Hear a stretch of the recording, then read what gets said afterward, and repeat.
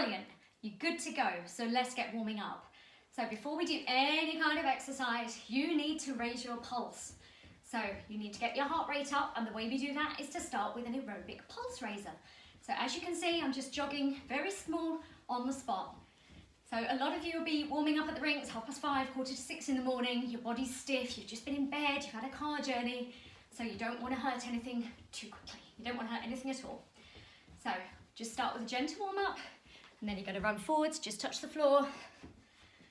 Now sometimes, when I was a bit younger, I used to run around the rink, 3 laps of that before I did any stretching. So you can either do that. I know some people like to skip, so if you've got a skipping rope, if you want to do some skipping, you can do that, but just be aware that when you're skipping, your ankles are not quite warm, so you don't want to jump too high and too hard too early. Okay, when you've done a little jog there, a little jog to the sides. When you've done a few to the side, touch the floor. Now you can probably hear as I'm talking to you that I'm getting slightly out of breath, which is a sign that my heart rate is going up, and that's what we want. So in exercise terms, it's called the talk test. Trying to see how out of breath you are. Okay, so once you've gone to the side a couple of times, a few skips on the spot. Okay, and then charge one knee to the side, one knee to the other side.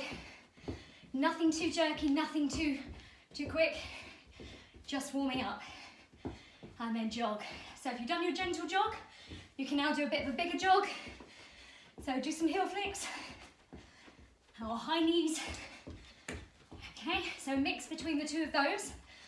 Ideally with a pulse raising warm up, you're looking to do this for about 5 minutes. So really get the heart rate up, warm the body, warm the muscles, and prepare it for exercise.